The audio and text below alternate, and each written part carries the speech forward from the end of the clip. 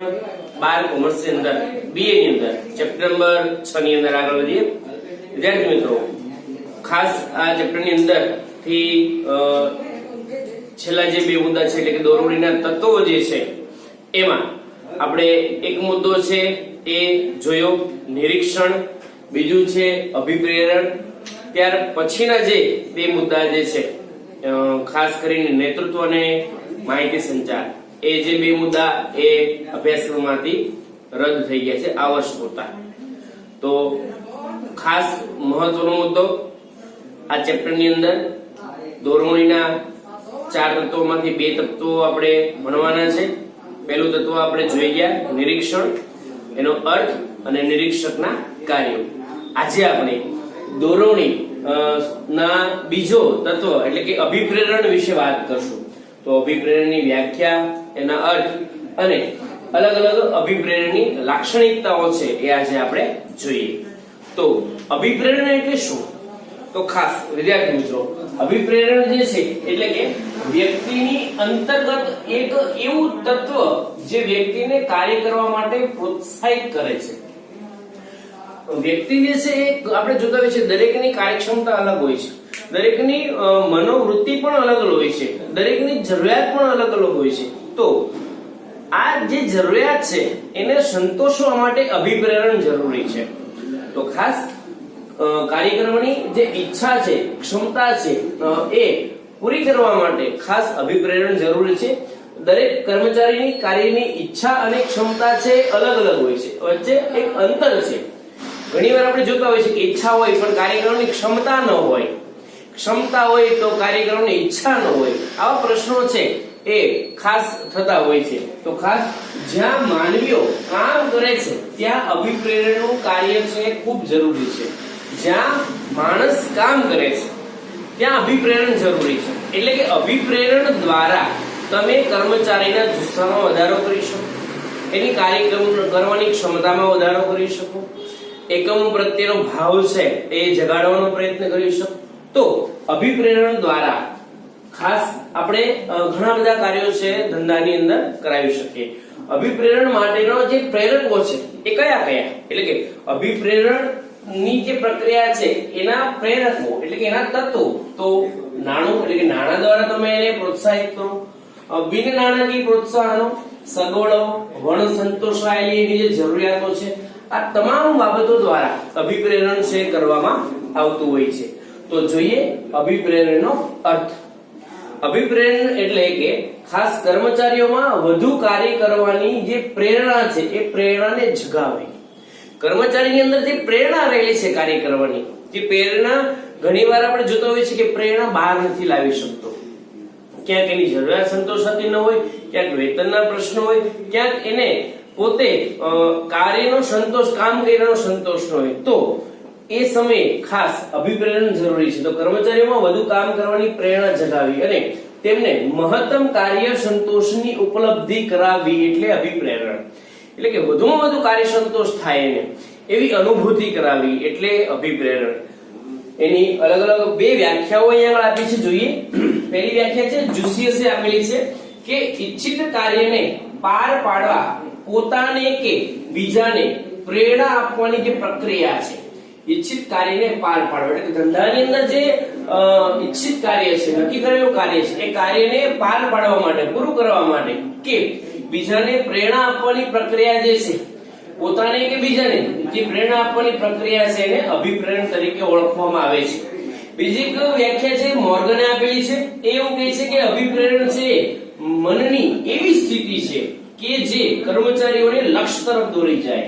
કર્મચારીના મનની એવી સ્થિતિ કે જે કર્મચારીને લક્ષ્ય તરફ દોરી જાય, એને જે લક્ષ્ય તરફ કામ કરવા માટે આગળ વધવાનું છે ત્યાં સુધી દોરી જનારી પ્રક્રિયા એટલે અભિપ્રેરણ। તો બે અલગ અલગ વ્યાખ્યાઓ જોઈ, એના અર્થ વિશે આપણે વાત કરી। આમ અભિપ્રેરણને કર્મચારીઓને પ્રોત્સાહન આપીને અપેક્ષિત ધ્યેય પ્રાપ્ત કરવાની પ્રક્રિયા છે। એટલે કે ધંધાના જે ધ્યેયો છે એ ધ્યેયો પ્રાપ્ત કરવા માટેની પ્રક્રિયા છે। કર્મચારીઓને પ્રોત્સાહન આપીને એને કામ કરવાની ઈચ્છા થાય, ધગશ થાય, એ રીતે પ્રોત્સાહન આપીને કર્મચારીને ધંધાના અપેક્ષિત ધ્યેય પ્રાપ્ત કરવાની પ્રક્રિયા એટલે અભિપ્રેરણ. તો આપણે વાત કરી અભિપ્રેરણ, જે ખાસ કર્મચારીઓની પ્રેરણા જગાવી, કર્મચારીના જુસ્સામાં વધારો કરવો, એવી પ્રક્રિયા કે જેનાથી ધંધાના ધ્યેય છે પ્રાપ્ત થઈ શકે. તો આપણે અભિપ્રેરણની અર્થ અને વ્યાખ્યાઓ જોઈ. હવે આપણે અભિપ્રેરણની લાક્ષણિકતાઓ છે જોઈએ. અલગ અલગ 11 લાક્ષણિકતાઓ તમને અહીંયા આગળ આપી છે. જોઈએ. નંબર 1, આંતરિક પ્રેરણા. અભિપ્રેરણ છે એક આંતરિક પ્રેરણા છે. એવું લાગે કે માનવીની અંદરથી એ ઉદ્ભવે છે. અભિપ્રેરણ છે જરૂરિયાત, એવી લાગણી છે, વ્યક્તિની જરૂરિયાત છે, એ એક લાગણી છે કે જેના દ્વારા માનવીને એવું લાગે છે કે તેના જીવનમાં કંઈક ખૂટે છે. જરૂરિયાત એટલે આપણને શું જરૂરિયાત હોય કે ભાઈ મારે એક બંગલો હોય, તો એ તમારી જરૂરિયાત છે. હવે તમને એવું લાગે કે કંઈક ખૂટે છે, કંઈક ખૂટે છે, કંઈક ખૂટે છે. તો આમ માનવીના જીવનમાં કંઈક ખૂટે છે અને તે પૂરી કરવા માટે તેને જો એને પ્રેરણા મળે તો માનવી છે એ યોગ્ય પ્રવૃત્તિ તરફ દોરાય. એટલે કે એને કોઈ દિશા મળે, એને યોગ્ય માર્ગદર્શન મળે, તો એ પોતાની જરૂરિયાત પૂરી કરવા માટે એ તરફ આગળ જશે. તો ખાસ એક આંતરિક પ્રેરણા છે. નંબર 2, એક મનોવૈજ્ઞાનિક ખ્યાલ છે. અભિપ્રેરણ છે એક મનોવૈજ્ઞાનિક ખ્યાલ છે. ખાસ કરીને દરેક વ્યક્તિ જે છે એના માનસિક ખ્યાલ કેવા હોય, અલગ અલગ હોય. દરેક વ્યક્તિની આંતરિક પ્રેરણાની જરૂરિયાત પણ કેવી હોય, અલગ અલગ હોય. ઘણાને તમે સામાન્ય સમજૂતી વડે સમજાવી શકો, ઘણાને તમારે બહુ ડિટેલમાં સમજાવવું પડે, અથવા તો ઘણાનો મનોવૈજ્ઞાનિક ખ્યાલ મુજબ દરેક વ્યક્તિના માનસ અલગ અલગ હોય છે, દરેક વ્યક્તિની સમજણ શક્તિ પણ અલગ અલગ હોય છે. તો આમ મનોવૈજ્ઞાનિક ખ્યાલ છે. અભિપ્રેરણ શું છે? મનોવૈજ્ઞાનિક ખ્યાલ છે અને મનોવૈજ્ઞાનિક પ્રવૃત્તિ દ્વારા, પ્રક્રિયા દ્વારા કર્મચારીને સમજાવવામાં આવે છે. ત્યારબાદ નંબર 3, કર્મચારીઓની કાર્યક્ષમતામાં વધારો લાવી શકાય. ખાસ અભિપ્રેરણ દ્વારા કર્મચારી જે છે એની કાર્યક્ષમતા વધે અને કર્મચારી પોતે એના પૂરા જુસ્સાથી કામ કરી શકે. ખાસ કરીને કર્મચારીને વધુ ઉત્પાદન માટે પ્રોત્સાહિત કરી શકાય, એના નૈતિક જુસ્સામાં વધારો કરી શકાય, જેનાથી એની ઉત્પાદકતા છે વધશે, એની કાર્યક્ષમતા વધશે અને અંતે ધંધાની જે નફાકારકતા છે એ નફાકારકતાની અંદર વધારો થશે. ત્યારબાદ નંબર 4, સતત પ્રક્રિયા છે. કારણ કે કર્મચારીને તમારે અભિપ્રેરિત કરવાના છે. એ તમારે, તમે જો ધંધાની અંદર તો તમે પ્રગતિ કરવાના છો, કર્મચારીઓ છે, કર્મચારીઓ પાસેથી કામ લેવાનું છે. ક્યાં સુધી? શરૂઆતથી અંત સુધી. તો અભિપ્રેરણ પણ સતત પ્રક્રિયા છે. કર્મચારી પાસેથી કામ લેવા માટે એને સતત પ્રોત્સાહિત કરવા પડે છે, એને દોરવણી આપવી પડે, માર્ગદર્શન આપવું પડે અને એકમની શરૂઆતથી લઈ અંત સુધી ચાલતી પ્રક્રિયા એટલે અભિપ્રેરણ. તો ખાસ સતત ચાલતી પ્રક્રિયા છે, ક્યાંય અટકી નથી જતી. કર્મચારીને એકવાર અભિપ્રેરણ આપ્યા પછી બીજી વાર એને નથી આપવું પડતું એવું ના, એને સતત એને અભિપ્રેરણ છે પૂરું પાડવું પડે છે. ત્યારબાદ નંબર 5, ફેરબદલી દરમાં ઘટાડો. કર્મચારીની ફેરબદલી. હવે ફેરબદલી એટલે શું? કર્મચારી પોતે જે કામ કરે છે, કામ છોડીને જતો રહે. આ રીતે ધંધાની અંદર સતત આવું થતું હોય છે. હવે ખાસ કરીને જ્યાં કર્મચારીને પૂરતું વેતન મળે છે, પૂરતી જરૂરિયાતો સંતોષાય છે, તો ત્યાંથી કર્મચારી બીજે જવાનું વિચારશે નહીં. તો ખાસ ફેરબદલી દરમાં ઘટાડો. અભિપ્રેરણ દ્વારા કર્મચારીના આંતરિક સંતોષમાં વધારો થશે અને આંતરિક સંતોષમાં વધારો થાય એટલે પછી એને કોઈ જરૂરિયાત છે રહેતી નથી. એને કાર્યની પ્રેરણામાં વધારો થાય છે. કર્મચારીને કાર્ય અનુસાર જો એને વળતર મળતું રહે, એનો આત્મસંતોષ જળવાઈ રહે અને એને સન્માન મળતું હોવાથી નોકરીમાં ચાલુ રહેવા માટે સતત એને પ્રેરણા મળે છે. તેથી કર્મચારીની ફેરબદલી દરમાં ઘટાડો થતો નથી. એટલે કે કર્મચારીની ફેરબદલી દર છે એ ઓછો હોય છે. એટલે કે કર્મચારી એ એકમ છોડીને બીજે ક્યાંય જવાનો વિચારતો નથી. આમ જો કર્મચારીને યોગ્ય વેતન મળે, એનો આત્મસંતોષ જળવાય, એને યોગ્ય માન સન્માન મળે તો એ કર્મચારી તમારો એકમ છોડીને જશે નહીં. ત્યાર પછી નંબર 6, ઉદ્દેશોની પ્રાપ્તિ.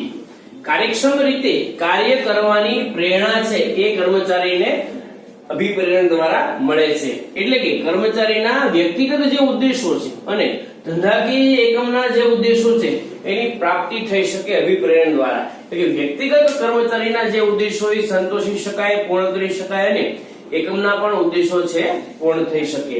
ત્યારબાદ નંબર 7 વિસ્તૃત ક્ષેત્ર છે, એ સીમિત નથી, મર્યાદિત નથી, એક વિશાળ ક્ષેત્ર છે.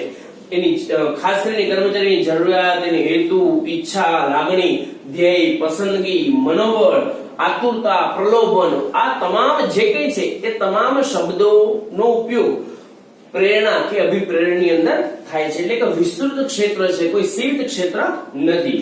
ત્યારબાદ આગળ નંબર 8 પરિવર્તનશીલ વ્યવસ્થા તંત્રને અનુરૂપ. હવે વ્યવસ્થા તંત્ર કેવું છે? પરિવર્તનશીલ છે.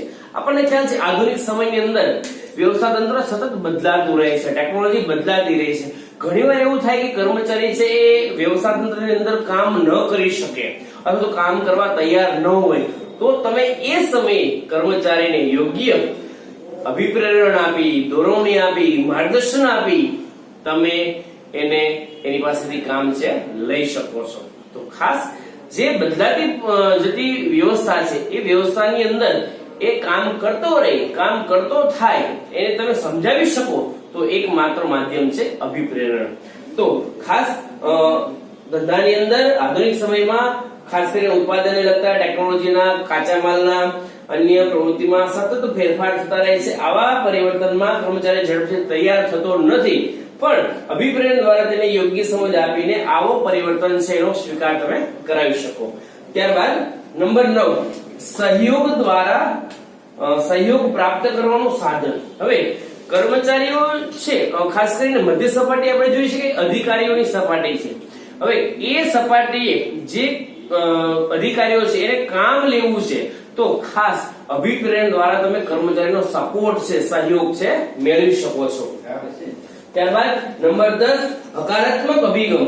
ખાસ કર્મચારીઓની સમસ્યા હલ થાય એટલે કે હલ કરવામાં આવે ત્યારે કર્મચારી જે છે એ વ્યવસ્થા તંત્ર અને સંસ્થા પ્રત્યે એક સન્માનની લાગણી અનુભવે, અને એ સન્માનની લાગણી અનુભવે એટલે કે હકારાત્મક અભિગમ એના દ્વારા ઉભો થાય, પોતાના એકમ દ્વારા. તો એના દ્વારા આખું હકારાત્મક વાતાવરણ છે સર્જાય છે, એટલે હકારાત્મક અભિગમ છે અભિપ્રેરણ દ્વારા મેળવી શકાય. ત્યાર પછી આ બાજુ નંબર 11 છે સંચાલનનું એક કાર્ય છે. જેમ આયોજન, વ્યવસ્થા તંત્ર છે, કર્મચારી વ્યવસ્થા છે, અંકુશ છે, એમ ખાસ અભિપ્રેરણ પણ એક સંચાલનનું એક અંગ છે, એક મહત્વનું કાર્ય છે. સંચાલકોએ ભૌતિક સાધનો પાસેથી કામ લેવાનું નથી, પરંતુ સંચાલકોએ જીવંત વ્યક્તિ પાસેથી કામ લેવાનું છે. એટલે કે તેથી જ તેને અભિપ્રેરણ આપવું એ એક મહત્વનું કાર્ય બની જાય છે, કારણ કે ભૌતિક જે સાધનો છે એને અભિપ્રેરણની જરૂર નથી. જીવંત સાધન કોણ છે? તો કે કર્મચારી છે, એકમનું જીવંત અંગ છે કે જેના દ્વારા એકમનું કોઈ પણ કાર્ય ન થઈ શકે. તો ખાસ કર્મચારી માટે અભિપ્રેરણ છે ખૂબ મહત્વનું કાર્ય બની જાય છે. તો ખાસ મુખ્ય મહત્વનો મુદ્દો આપણે જોયો વિદ્યાર્થી મિત્રો, અભિપ્રેરણ, એની અર્થ, એની વ્યાખ્યા અને એના અલગ અલગ 11 લક્ષણો એટલે કે લાક્ષણિકતાઓ વિશે આપણે વાત કરી. ત્યાર પછી ના મુદ્દાની અંદર આપણે નેક્સ્ટ વિડિયોની અંદર ચર્ચા કરશું. Thank you.